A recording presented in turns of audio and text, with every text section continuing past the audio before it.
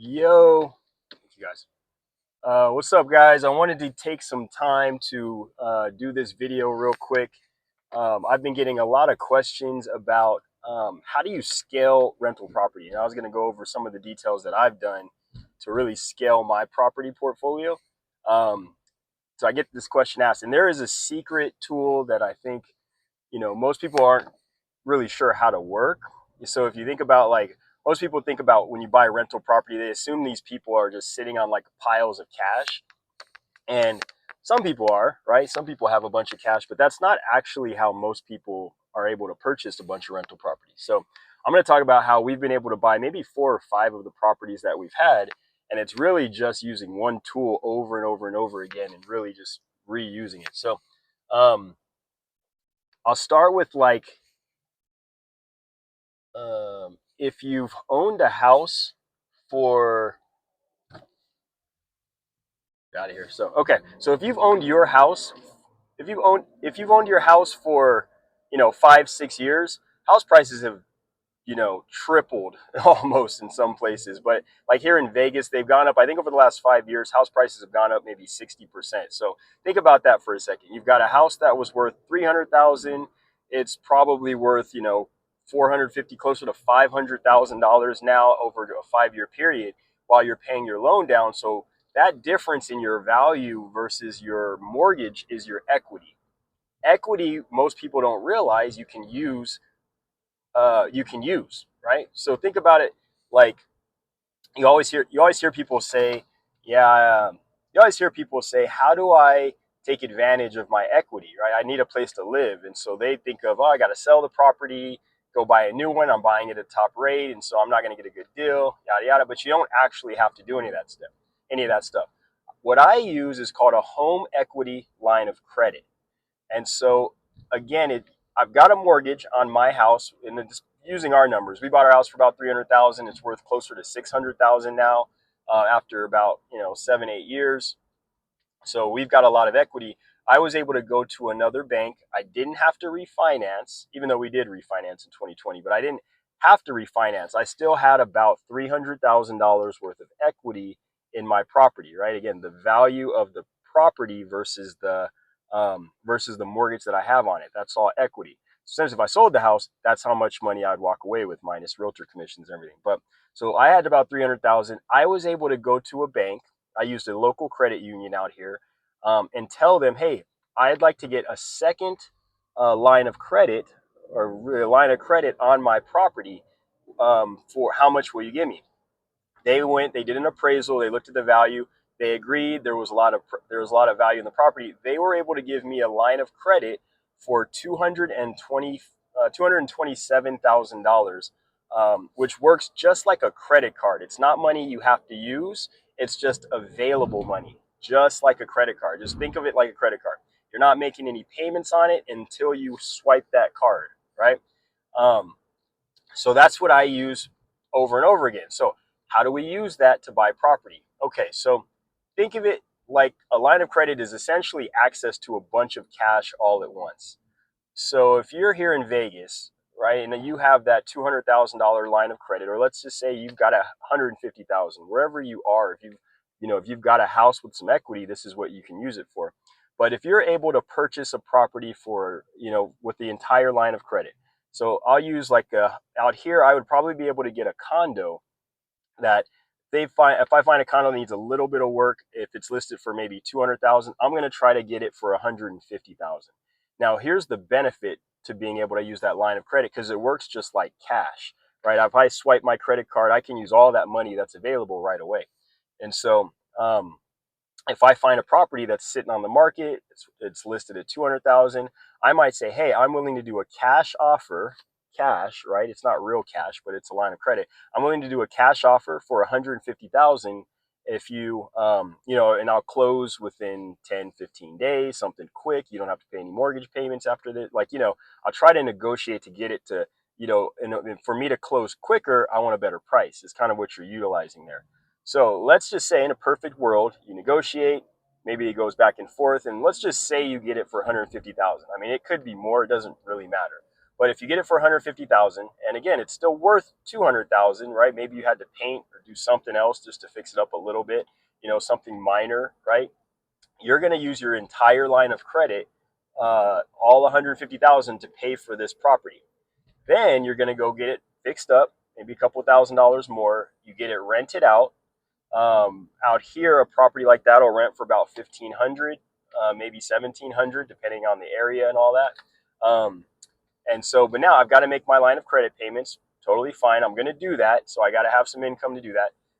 But then after I get it rented out, I'm going to then go back to another bank, probably the one I have my mortgage with, but I'll shop around. And then I'm going to look to do a cash out refinance. That's when I go back to the bank and do like what people more normally do. You get a mortgage on your property. It's a 30-year fixed mortgage, which is why you want to use that instead of your line of credit. And it's fixed pricing. And when it's a 30-year amortized, your payments are going to be lower than most lines of credit anyway. So then when I go back to the bank and I do a cash out refinance, they're going to do another look at the property now that it's fixed up and say, oh, okay, we look at it, we see the property's worth $200,000, right? Looks like you got a great deal. Congratulations. They will let you take a mortgage against that property for 75% of the value of the property. So 75% of 200,000 is $150,000, right? Again, this is a perfect scenario. They don't always work this clean. I'll talk to you about what you do if they don't, but let's just say. So 150,000 is all you spent to buy this property. So in that case, now I'm going to go back to the bank. They're going to give me that mortgage for 150,000. I take the new 150,000 that they've given to me. I'm going to take that amount and then I'm going to repay to pay off my home equity line of credit. So now I've got a new property. I haven't spent any money. I've basically just used all my line of credit. And then I've hopefully got a tenant in there. If you've done it right, the tenant's paying more than what your new mortgage is going to be with all your expenses. Maybe it's, $200-300 a month that you're making. Maybe it's $100 a month. I don't know. This all depends on the deal you can find. But let's just say that it's, $100 a month or $200 a month. And now you've got a property because you've now paid off that home equity line of credit. You've got it available again to go do this over and over and over again. And so it doesn't always work perfectly. And what you would do if it doesn't work perfectly is you don't refinance the entire amount. So maybe to make my numbers work, I only refinanced 125,000. So now I've taken that 125,000, I've repaid off 125,000 of the home equity line of credit, which leaves me with a balance of 25,000.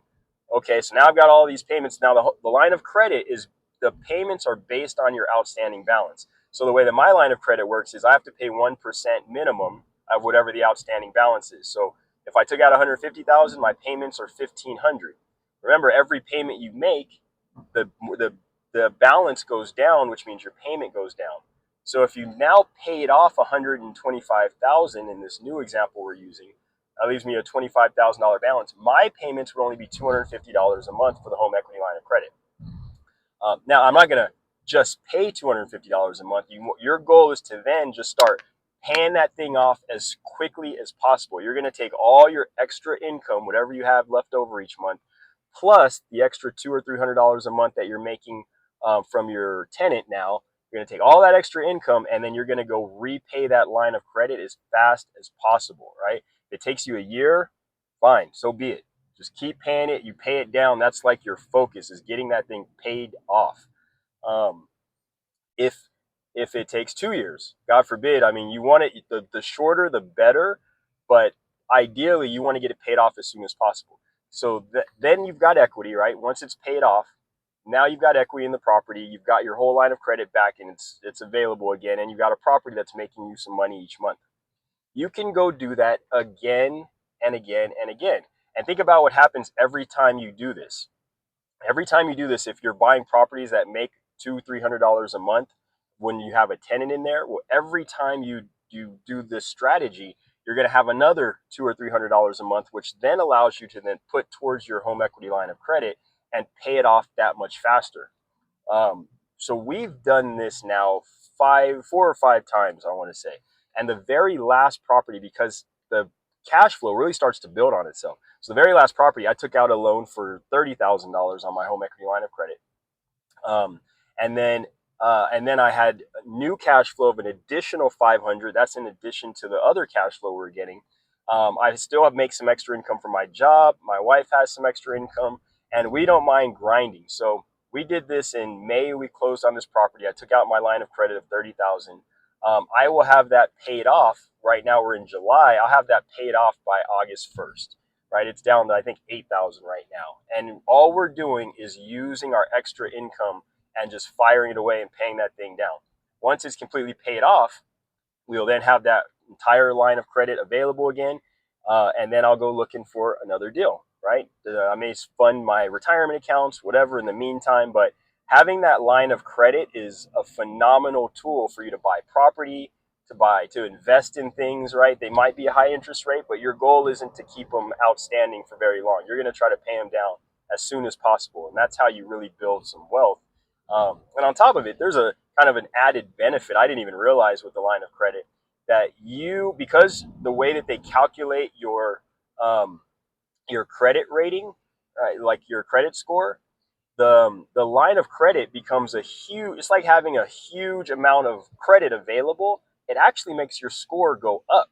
My credit score was always around 770, 780. Once I got my line of credit, my credit score has been above 800. It's been like 820 for the last several years. Even when I go refinance, I have inquiries on my credit report because we're constantly, buying a new house and then refinancing. So each time we do that, there's a new inquiry and a new mortgage.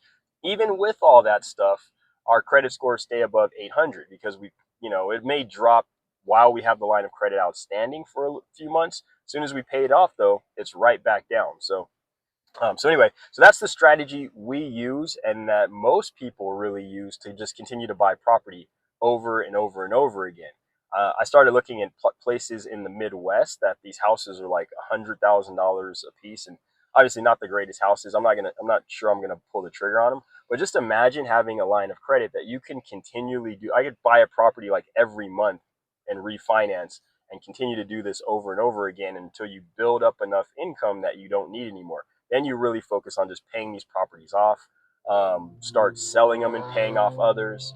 So lots of different opportunities you can do with them. So anyway, hopefully that helps explain how some people use lines of credit, how we've used lines of credit, how I continue to use them because they're phenomenal investments. And all you need is equity in your house to be able to get these lines of credit. And obviously, the more equity, the better. And it doesn't hurt to go get this line of credit while it's available.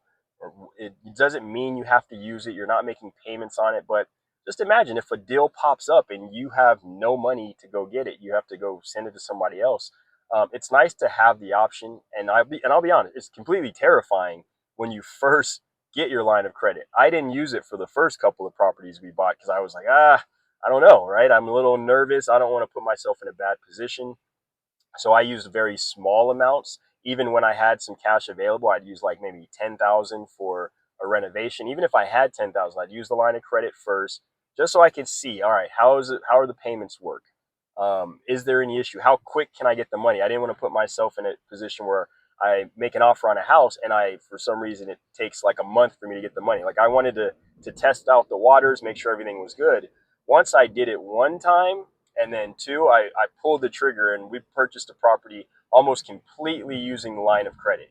That was a couple of deals ago that we bought for 206,000 line of credit, renovated for 22,000 line of credit, and then refinanced, paid everything back off.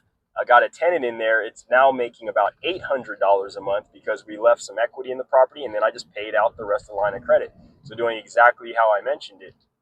And I think that for me was just a phenomenal way to go.